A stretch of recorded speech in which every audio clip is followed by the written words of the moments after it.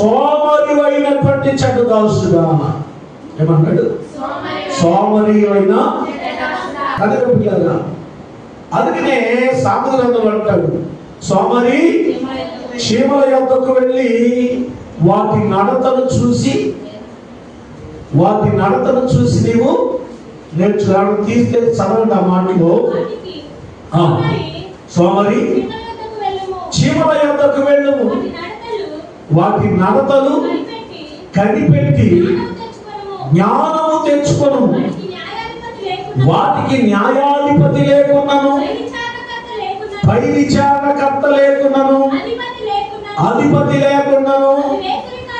అవి వేసవి కాలమందు ఆహారము సిద్ధపరచుకొని కోత కాలమందు ధాన్యము కూర్చుకొను.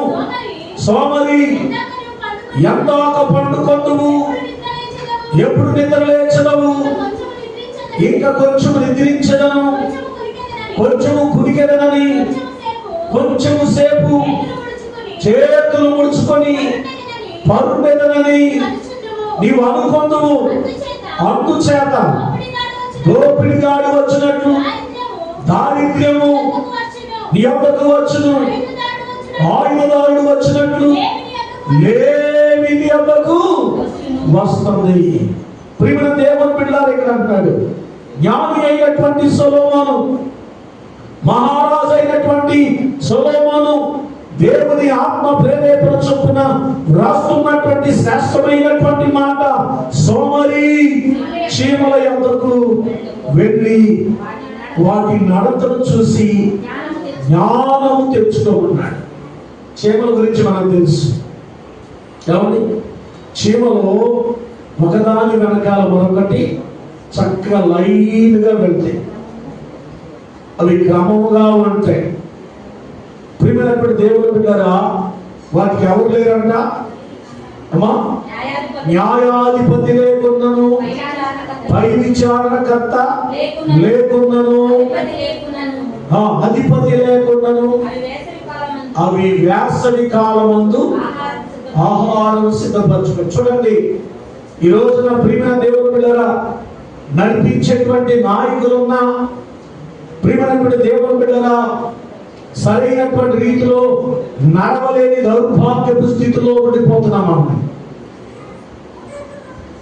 మన నాయకుడు ఎవరు చెప్పండి? మన ప్రభు అయిన యేసు. దేవునికి స్తోత్రం చెప్పండి. ప్రియమైనటువంటి దేవుని బిడ్డలారా, ఆయన గురించి మనము తెలుసుకున్నా కానీ ఆయన నడిచిన రీతిలో మనము నడవలేకపోతున్నాం. ఆయన ప్రవర్తించినట్లు మనము ప్రవర్తించలేకపోతూ ఉన్నాం. కనుకనే ప్రియమైనటువంటి దేవుని బిడ్డలారా, జ్ఞాని అయినటువంటి సొలొమోను అన్నాడు, ప్రియమైన దేవుడు, సోమరి చీమల యొద్దకు వెళ్ళి వాటి నడతను కనిపెట్టి జ్ఞానం తెచ్చుకో. దేవునికి స్తోత్రం చెప్పండి. వాటికి న్యాయాధిపతి లేడు, పై విచారణకర్త లేడు, అధిపతి లేకున్నాను. అవి జ్ఞానము కలిగి ప్రవర్తిస్తున్నాయి. దేవునికి స్తోత్రం. హల్లెలూయా. అవి జ్ఞానము కలిగి నడుచుకుంటున్నాయి.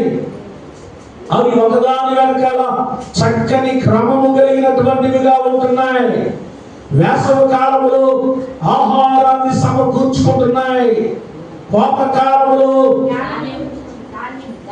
ధాన్యము సమకూర్చుకుంటున్నాయి. ప్రియమైనటువంటి దేవుని బిడ్డలారా, ఎవరి ఆహారము దొరకని కాలములో అవి దాచుకున్నటువంటి వాటిని తిని జీవిస్తూ ఉన్నాయి. వాడుకున్నటువంటి జ్ఞానం ఎవరికి లేదు చెప్పండి? చెప్పాలి. ఎవరికి లేదు? దేవుని బిడ్డలమైనటువంటి మనకు లేకుండా పోతూ ఉన్నది. ఈ పగలకాల సమయంలో దేవుని వాక్యాన్ని వింటున్నటువంటి నా జీవితాలలో, నా ప్రియమైనటువంటి దేవుని బిడ్డలారా, దేవుని ఎరిగానని చెప్పుకుంటూ, దేవుని నమ్ముకున్నానని చెప్పుకుంటున్నటువంటి మనం ఎలా ఉండాలి? జ్ఞానం కలిగి ఉండాలి. అందుకంటాడు, నా ప్రియమైనటువంటి దేవుని బిడ్డలారా, జ్ఞానవంతురాలు తన ఇల్లు కట్టుకుంటుంది, జ్ఞానవంతుడు తన ఇల్లు కట్టుకుంటాడు. దేవునికి స్తోత్రం చెప్పండి. అవును ప్రియమైనటువంటి దేవుని బిడ్డలారా, జ్ఞానవంతురాలు తన ఇల్లు కట్టుకుంటుంది, జ్ఞానవంతుడు తన ఇల్లు కట్టుకుంటాడు. ప్రియమైనటువంటి దేవుని బిడ్డలారా, మూర్ఖుడు తన ఇంటిని తానే గోడ బెరికి వేసుకునేటువంటి పరిస్థితులు ఉన్నాయి. కనుక ప్రియ దేవుని బిడ్డలారా, ఎవరి జ్ఞానము కలిగి మనం ప్రవర్తించాలి. ఎప్పుడు మనకి జ్ఞానం వస్తుంది? దేవుని యందు మనం ఏం కలిగి ఉండాలి? భయము కలిగి ఉండాలి, భక్తి కలిగి ఉండాలి. దేవునికి స్తోత్రం చెప్పండి. జ్ఞానం లేకుండా మనం ప్రవర్తిస్తున్నామంటే మనలో ఏం లేదని అర్థం. అంటే దేవుని భయము బొత్తిగా లేదు, దేవుని భక్తి అంతకంటే లేదో. దేవునికి స్తోత్రం చెప్పండి. అవును ప్రియమైనటువంటి దేవుని బిడ్డలారా, ఎవరైతే దేవుని యందు భయభక్తులు కలిగి ఉంటారో వారి జీవితంలో దేవుడు వారికి మంచి జ్ఞానం ఇస్తాడు. దేవునికి స్తోత్రం చెప్పండి. దేవుడు జ్ఞానం ఇస్తాడు. అంతేకాదు 128వ కీర్తనలో మనం చదువుతాం, యెహోవా యందు భయభక్తులు కలిగి ఆయన త్రోవల యందు నడుచు వారందరూ ధన్యులు. నిశ్చయముగా నీవు నీ చేతుల కష్టార్జితము అనుభవించడము, నీవు ధన్యుడము, నీకు మేలు కలుగును. నీ లోగిట నీ భార్య ఫలించు ద్రాక్షావల్లి వలె ఉంటుందని, నీ భోజనపు బల్ల చుట్టూ నీ పిల్లలు ఒలీవ మొక్కల వలె ఉంటారు. దేవునికి స్తోత్రం. హల్లెలూయా, హల్లెలూయా, హల్లెలూయా. అవును ప్రియమైనటువంటి దేవుని బిడ్డలారా, దేవుని వాక్యాన్ని వింటున్నటువంటి నా జీవితంలో ఏముండాలి అంటే దేవుని యందు భయం ఉండాలి. దేవుని స్తోత్రం చెప్పండి. యెషయాగ్రంథములో అంటాడు, యెహోవాకు భయపడి, ఎవరికి? యెహోవాకు భయపడి ఆయన సేవకుని మాట వినువాడు ఎవడో అని ప్రశ్నిస్తున్నాడు. ఆయన ఏమంటాడు? ఆయన సేవకుని మాట వినువాడు ఎవడో, వినువాడు ఎవడో. ఎవరికి భయపడి? దేవునికి భయపడి. దేవుని స్తోత్రం చెప్పండి. దేవునికి భయపడేటువంటి వాడంట ఆయన సేవకుల యొక్క మాట వింటారంట. దేవుని స్తోత్రం చెప్పండి. హల్లెలూయా. అవును ప్రియమైనటువంటి దేవుని బిడ్డలారా, వారు ఎవరైనా కావచ్చు, మీలో యెహోవాకు భయపడి ఆయన సేవకుని మాట వినువాడు ఎవడో. ఏంటంట? తెలివి వెలుగు లేకయే చీకటిలో నడుచువాడు యెహోవా నామమును ఆశ్రయించి తన దేవుణ్ణి నమ్ముకొనవలెను. దేవుని స్తోత్రం చెప్పండి. ఎందుకంటే దేవుని భయం అనేది మనలో ఉంటే మనం ఎవరి మాట వింటాం?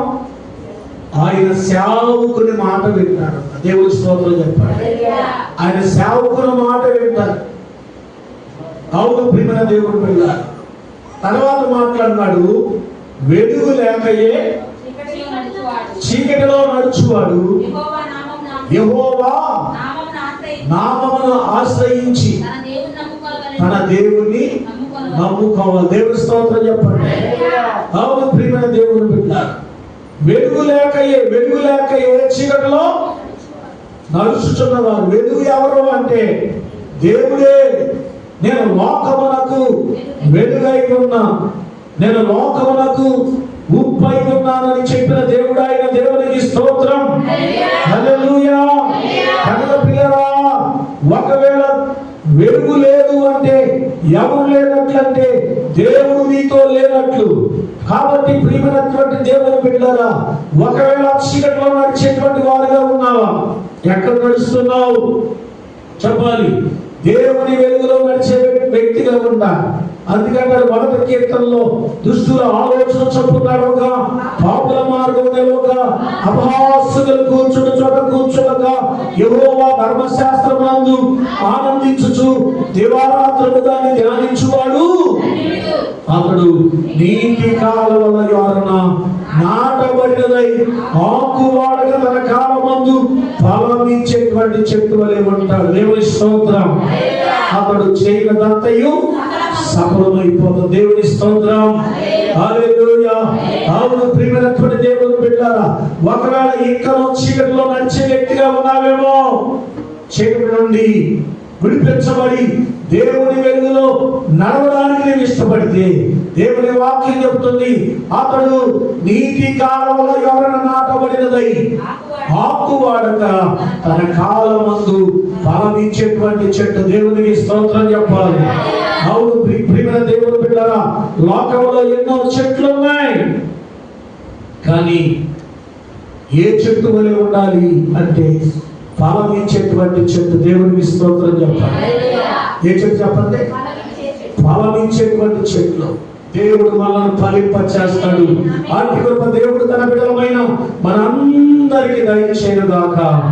ఆమేన్. హల్లెలూయా. ప్రార్థన చేస్తున్నా దేవుని సన్నిధిలో, మంట కలిగి దేవుని సన్నిధిలో ప్రార్థన చేద్దాం.